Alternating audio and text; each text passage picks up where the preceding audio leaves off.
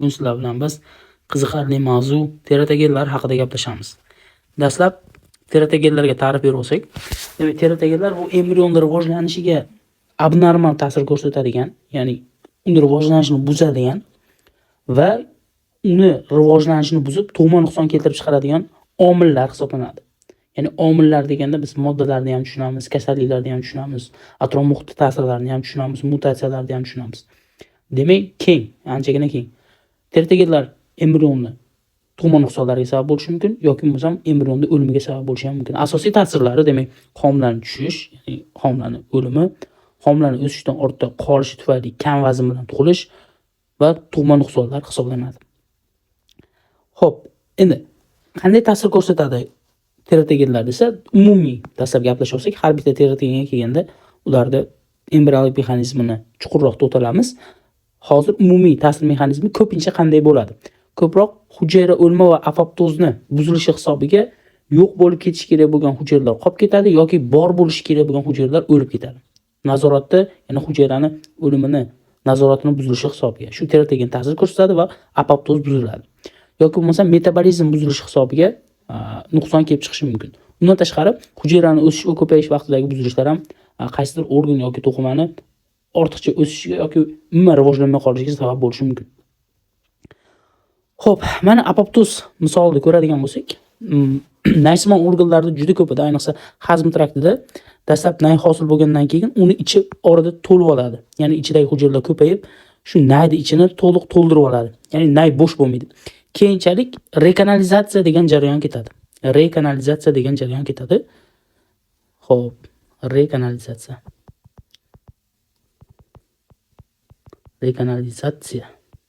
Rekanalizatsiyada mana shu to'lgan hujayralar o'lib turib, kanal qaytadan nima bo'ladi, ochiladi va to'liq ochiq, demak, mana qizilgashni ko'ramizmi, icheklari ko'ramizmi, to'liq ochiq holatga keladi, to'g'rimi?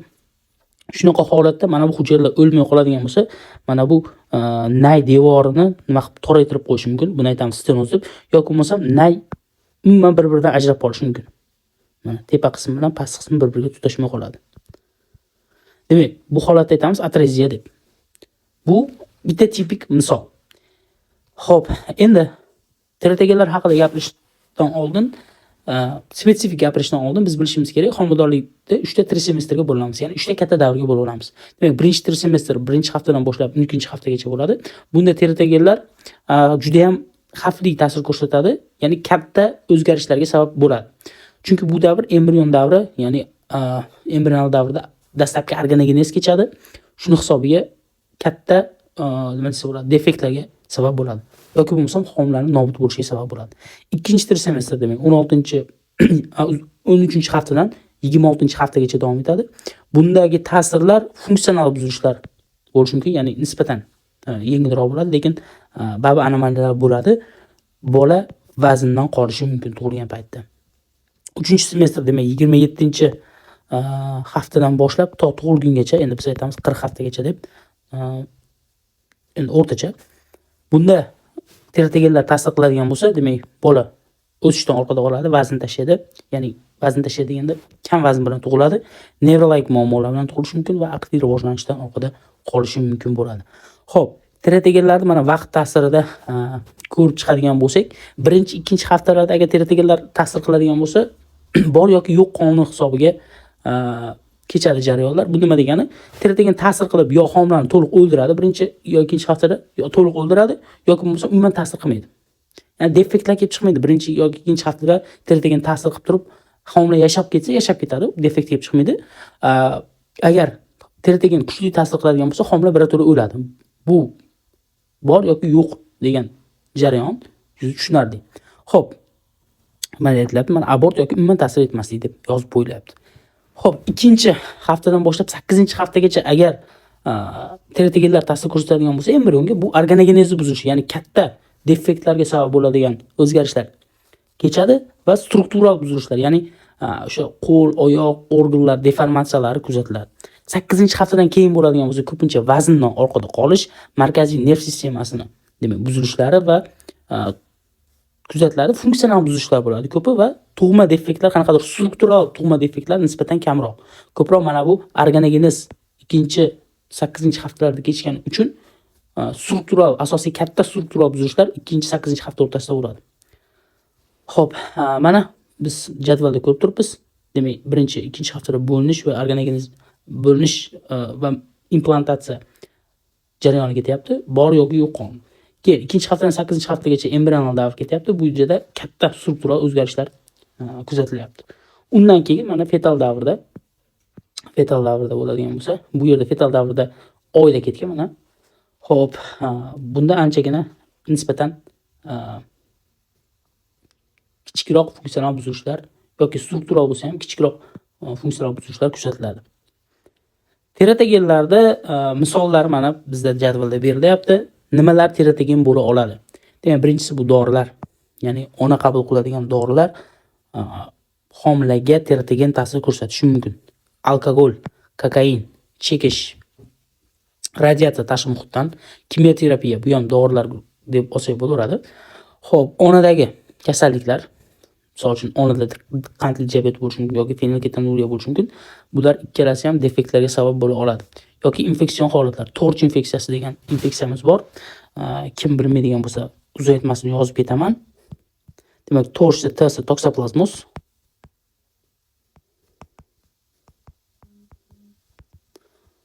others deyiladi, others boshqalar degan. Bunga ko'plab misol uchun gepatitlar va boshqa viruslar kiradi. R ga rubella, C ga cytomegalovirus, H ga herpes yoki gerpes virusi hisoblanadi. Bu inglizcha qisqartma. Demak, eslab qolamiz, torch infeksiyasi bolada defekt keltirib chiqarishi mumkin bo'lgan infeksiyalarda eng katta bir guruhi deb aytishimiz mumkin. Mana bu joyda biz diagrammada endi qaraymiz. Diagrammada cause of birth defect deyilyapti. Ya'ni tug'ilish defektlarini sabablari deyilganda eng katta sabab bu noma'lum deb berilyapti. Ya'ni 60% aniq bitta mexanizmni topish olmagani uchun noma'lum deb aytilyapti. Xo'p, multifaktorial demak irsilanish, ya'ni multifaktorial irsilanish deganda nima degani? Ham atrof muhiti ta'siri, ham defektli genlar birgalikda tug'ilish defektlarini 20% ga sabab bo'ladi. Endi xromosomal kasalliklar 6%, mutant genlar 7% va tashqi muhit omillari 7% ulushni tashkil qilyapti. Xo'p, endi homiladorlik davridagi dori vositalarida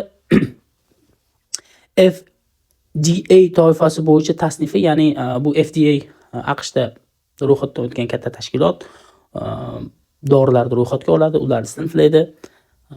Agar kimdir qiziqadigan bo'lsa, bemalol hozir Googledan kirib ko'rib olishlari mumkin. Xo'p, demak, dorilarni tasniflayapmiz. A toifa odam ustida o'tkazilgan tadqiqotlarda homilaga xavfi aniqlanmagan. Ya'ni bu dorilarni bemalol ona homilador bo'lgan paytda qabul qilishi mumkin. Odamlar ustida allaqachon o'tkazib bo'lingan bu tajriba. Tushunarli? B toifada bo'ladigan bo'lsa, boshqa tadqiqotlar homilaga ta'siri yomon emasligini ko'rsatgan. Ya'ni aynan bevosita odam ustidagi emas, umuman boshqa usul bilan o'tkazilgan tajribalar homilaga xavfi yo'q deb topgan. Endi bu guruh dorilarni ham berishimiz mumkin. Bu guruh dorilarni ham onaga berishimiz mumkin, homilador onaga. C guruh toifasi bo'ladigan bo'lsa, xavfni inkor etib bo'lmaydi. Ya'ni bu yerda aniq bir faktlar mavjud emas, lekin xavf bor yoki yo'q ekanligini to'liq ayta olmaymiz. Buni agar bu guruhdagi dorilarda juda ham zarurat bo'lmasa berishni keragi yo'q. D toifasi demak xavf borligi bo'yicha aniq dalillar mavjud. Ya'ni D guruhda, D toifada demak bolaga ta'siri borligi haqida aniq faktlar mavjud. X toifa bo'ladigan bo'lsa, homiladorlikda qo'llash mutlaqo mumkin emas. Ya'ni eng katta qarshi ko'rsatmalar X toifasiga bo'ladi. Demak, biz bilishimiz kerak bo'lgani ko'proq mana shu D va X kategoriyadagi dorilar hisoblanadi. Bu dorilarni olayotganda, onaga berayotganda biz juda ham hushyor bo'lishimiz kerak. Umuman Xlar deyarli berilmaydi. D toifadagi dorilarda berishda juda ham ehtiyotkorlik bilan yo'l tutiladi. Ba'zan o'sha onadagi holat juda ham og'ir bo'lgan holatda berishimiz mumkin bo'ladi. Xo'p, yana bitta bu yerda vaziyat bor. Hayvonlar va odamlarda teratogen ta'sir ko'rsatuvchi dorilar mavjud bo'ladi. Ya'ni bu ham hayvonning embrioniga, ham ona embrioniga homilador o'sha onaga berilganda zararli ta'sir ko'rsatuvchi dorilar hisoblanadi. Bu dorilarni qo'llashda agar xavf foydadan ancha ustun bo'ladi. Ya'ni bu dorilarni qo'llaydigan bo'lsak, uni yomon tomonlari, ya'ni yomon effektlari foydasidan ko'p bo'lgani uchun qo'llash tavsiya etilmaydi. Endi shu dorilar guruhini birinchisi, ya'ni dorilarda aytdik A, B, C, D va X kategoriyaga bo'ldik. Birinchisi D kategoriyaga kiradigan angiotenzin konvertatsiyalovchi enzim ingibitorlari bor. Ya'ni angiotenzin konvertatsiyalovchi enzim ingibitorlari farmada ko'rasizlar. Bu asosan qon bosimini tushirish uchun ishlatiladigan dorilar guruhi. Bu guruhda agar ishlatadigan bo'lsak, o'zi bu dorining ishlash mexanizmi buyrakda renin degan gormonimiz bor. Renin keyin angiotenzinni aktivlaydi. Angiotenzinga aylanadi. Angiotenzin 1 ga aylanadi. Angiotenzin 1, angiotenzin 2 ga aylanadi. Shu jarayonda angiotenzinga aylanishida, demak bizga renin kerak bo'ladi. Shu umuman angiotenzin konvertatsiyalovchi enzimda, bu yerda enzim bor. Shu enzimda bloklanishi oxir oqibat mana bu angiotenzinlar ishlab chiqarishni kamaytirish orqali, demak qon tomirlarining kengayishiga va qon bosimi tushishiga sabab bo'ladi. Lekin mana bu mexanizm jarayon buyrakda kechadi-da. Mana bu renin ishlab chiqarishi buyrakda kechadi. Endi agar bu jarayon o'sha embrionga o'tib ta'sir, ona dorini ichida embrionga ham ta'sir ko'rsatadigan bo'lsa, onaning qoni orqali o'tib, bu ko'plab tug'ma nuqsonlarda yuzaga keltiradi.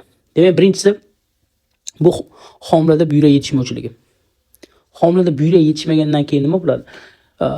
Oxirgi oylarga kelib turib, misol 3-trimestrda amnion suyuqligining asosiy qismi qayerdan chiqadi desa, bu buyrak hosil qilgan sidik amnion suyuqligining ko'p qismini hosil qiladi, to'g'rimi? Natijada buyrak yetishmagandan keyin homilaning sidigi ham kamayib ketadi. Homilaning sidigi kamayib ketdi degani amnion suyuqligining miqdori kamayib ketdi degani. Demak, bu nimaga olib keladi? Oligogidrominozga olib keladi. Xo'p, undan tashqari Potter sindromiga ham olib keladi. Potter sindromida buyrak yetishmovchiligiga aloqador yana qo'shiladi o'pka gipoplaziyasi, ya'ni o'pkani yetarlicha rivojlanmasligi va qo'l, oyoq va skelet sistemasini deformatsiyalari qo'shiladi. Nimaga? Shu joyda ya'ni izohlab ketaman. Mana onani homilasi bo'ladigan bo'lsa, homilaning amnion suyuqligi o'rab turibdi. Mana uni qizilda homila deb olamiz. Suyuqlik kamayib ketgandan keyin bola qisilib qoladi. Bola tor muhitda bolaning o'pkasi rivojlanishi, umuman unga qo'shimcha ravishda skelet sistemasi rivojlanishi juda ham qiyin. Shuni hisobiga Potter sindromi kelib chiqyapti. Hamma mexanizm bir-biriga bog'liq. Hammasi mana bu joydan boshlanadi, do'stlar. Buyrak yetishmovchiligidan boshlanadi. Buyrak yetishmayapti, sidik kam chiqyapti. Bolaning sidigi kam chiqdi degani, demak, amnion suyuqligining kamayishi degani, amnion suyuqligining kamayishi degani bu oligogidrominoz degani. Oligogidrominoz natijasida keyin o'pka gipoplaziyasi, qo'l oyoq va skelet deformatsiyasi kelib chiqyapti. Hammasi bir-biriga bog'liq. Xo'p, keyingi bizda demak guruh dorilarimiz bu tutqanoq uchun ishlatiladigan dorilar. Bu antiepileptik dorilar deymiz. Bu dorilarda farmakologiyada to'liq ko'rib o'tasizlar mexanizmga. Chunki har bitta antiepileptik dorining ishlash mexanizmi har xil. Shuning uchun umumiy gapirib ketaman. Demak, bu dorilarni qabul qilgan paytda ko'plab nuqsonlar demak kuzatiladi. Asosan nerv naychasi nuqsoni, nerv nayi nuqsoni bo'ladi. Ya'ni bunga bir anencefaliya, spina bifida kiradi, kimda esa bo'lsa. Demak, shu kasalliklar kelib chiqishi mumkin. Tug'ma yurak kasalliklari kelib chiqishi mumkin. Tanglay yorug'ligi kelib chiqishi mumkin. Xo'p, barmoqlarda qisqa bo'lishi, braxidaktilga kelib chiqishi mumkin va g'ayritabiiy yuz tuzishi kuzatilishi mumkin bo'ladi embrionda. Ya'ni tug'ilgan homilada. Xo'p, tutqanoq uchun dorilarga mana misollar bor. Valproat kislotasi turibdi. Ko'proq bu nerv naychasi nuqsonlariga eng ko'p sabab bo'ladigan tutqanoqqa qarshi dorilar guruhiga kiradi. Keyingisi fenitoin Keyingisi fenobarbital va karbamazepin. Shu dorilarni demak biz nima qilishimiz kerak? Agar onada tutqanoq bo'ladigan bo'lsa, ehtiyotkorlik bilan berishimiz kerak. Chunki bularda anti epileptik dorilarda eng asosiy ishlash buzuvchi mexanizmi folat kislotani metabolizmiga ta'sir ko'rsatish orqali bo'ladi. Ya'ni o'sha B12, ya'ni folat metabolizmida biokimyoviy do'stlar bir ikkita jarayonlar bor, ya'ni aktivlanish jarayoni bor. Shu jarayonlarni buzib qo'yganda B12 ning ishlashi nima bo'ladi? To'xtaydi. B12 nima uchun zarur deydigan bo'lsak, hujayralarimizda, ya'ni ko'payishi uchun, mana bitta hujayra bo'linib ikkiga ko'payishi uchun birinchi uni DNKsi ikkiga ko'payishi kerak, to'g'rimi? Bitta DNK ikkita DNKga aylanishi kerak, to'g'rimi? Ikkita DNKga. DNKni ko'payishi uchun bizga nukleotidlar keladi. Nukleotidlar sintezi uchun bizga B12 kerak edi, lekin B12 metabolizm buzib qo'yildi mana bu tutqanoqqa qarshi dorilar tufayli. Natijada shu hujayralarning ko'paya olmasligi natijasida turli demak nimalar kuzatilyapti? Defektlar kuzatilyapti. Eng ko'p uchraydigani bu nerv najasi nuqsonlari hisoblanadi. Endi onada tutqanoq bor, homiladorlik paytida tutqanoq tutdi. Biz unga dorilarni bermasak bo'lmaydi, hayot uchun xavfli. Nima qilamiz deydigan bo'lsak, folat kislotasi qo'shib beraylik. Ya'ni B12 ni ko'proq qo'shib beraylik. Bir qismini mayli shu bergan dorilarimiz yo'q, metabolizmni buzsin, lekin bir qismi qolyapti-ku, to'g'rimi? Bir hammasiga ta'sir ko'rsata olmaydi.